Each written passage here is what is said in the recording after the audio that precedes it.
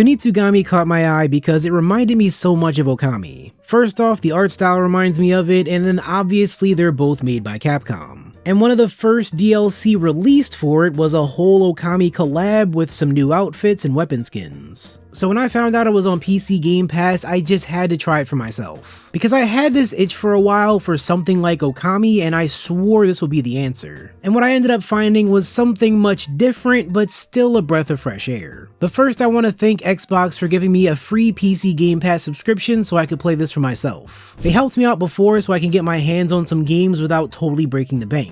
And I even have some more videos planned for some of the games they have on here. Plus, for $12 a month, I would have paid for 5 months of service just to buy Kunitsu-Gami alone straight up. But even without the code they gave me, I would have paid for PC Game Pass regardless. So thank you again, Xbox, and with that out of the way, let's dig right into Kunitsu-Gami. We start off watching a ceremony take place with the goddess of the mountain, Yoshiro. And we see this evil corruption start creeping up the mountain, taking over villages, capturing the citizens, and unleashing waves of monsters called Seed. And during this ceremony, our main character So gets summoned by Yoshiro to help fight off the monsters. And after a few battles, both Yoshiro and So get taken down by one of the larger Seed. With the two of them defeated, they regroup to start getting rid of the corruption in each village, working their way down the mountain as they go. And along the way we get access to plenty of new items, masks, and upgrades that make some unique ways to play. The main goal in each stage is to purge all the defilement in the area and take out the cursed gates where the monsters spawn every night. If it sounds simple, then you're not wrong, but they add more layers of difficulty the further down the mountain we go. As we clear out villages, we can rebuild shrines and monuments using the people that we rescued in that same stage. So you're not just building up an army of soldiers to command on the battlefield.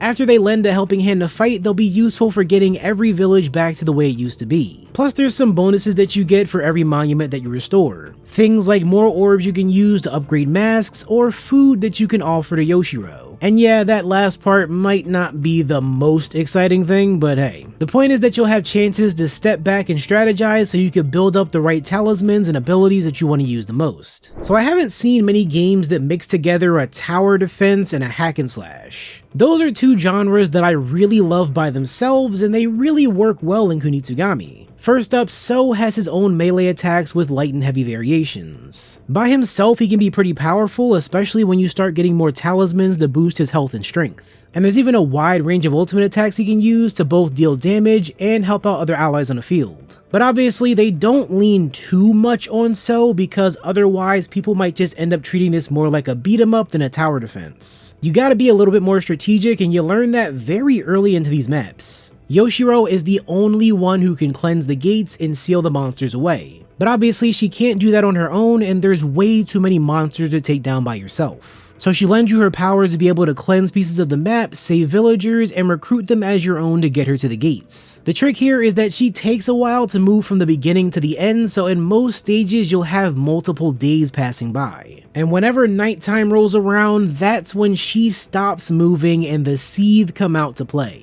Nighttime is that combat phase where your troops fight, heal, and do whatever they can to protect Yoshiro. So I mentioned these masks before, and they're basically how you decide what kind of unit you want each villager to turn into. So we have some like the woodsmen who carry axes and deal a good amount of damage but don't have a lot of range. Or the archers who have a really good range but don't do as much damage. You even get some really specific masks like a thief who can loot orbs and materials from chests. But of course that's all he's good for, and he's not really good for attacking. Plus you have things like healers, defense boosters, and tanks that'll attract enemies and soak up more of the damage. You can command these troops to go wherever you want to on the map, and thankfully the action stops while you're making those decisions. And if you have enough orbs, you can easily change the class of each unit to make them into whatever else you want them to be. And there's gonna be those stages where objectives change halfway through, or where enemies will spawn from totally different areas. So keep an eye out for things as the battle progresses, and try not to let your guys get overwhelmed. You can always heal them if you see they're getting low on health, but you also share those healing items. So don't just go wasting them on anybody, because you might need them for yourself. And when you do lose your health, you won't instantly lose in most stages, but you'll have to wait until you can be revived, which might cost you some time. And of course, you wouldn't want to leave Yoshiro defenseless for way too long either. and if you make it through the night, she'll keep moving towards the gate. But you also have a lot of things you can do while she's slowly making her way to the next gate. Just like in the villages, you'll be able to command troops to rebuild pieces of the map or even set up barriers to get a better advantage. And I love that we get these moments to explore, do some quick missions, and prepare before the next big fight. Even when you complete everything you can and Yoshiro still isn't at her position, you can speed up time and have her get there faster. And when she finally makes it to the end, that's when everyone starts dancing for the ritual to break open the corrupted gate. I'ma be real, these niggas are getting lit with some of these dances. Like, you can put a club beat in here and it wouldn't even feel out of place. My only real problem here is that the gameplay loop doesn't change too much from beginning to end. Like, don't get me wrong, there's a lot of villages to save and each one has its own spin on the mechanics. Like one stage where they introduce traps and don't allow you to use any of the villagers. So they make you learn how to use traps better so you can fight all the waves off on your own. Or stages where all you can do is control the villagers but you can't attack anything yourself. And those things can be challenging and fun, but everything else surrounding those stages starts to get really repetitive. Like I said before, between stages you assign your villagers to fix up shrines and buildings. So eventually you get into this constant flow where you're clearing out some monsters, you're fixing up some villages, then it's back to fighting a boss and fixing up more villages, and the cycle continues. So if you're cool with that, then you'll have a great time.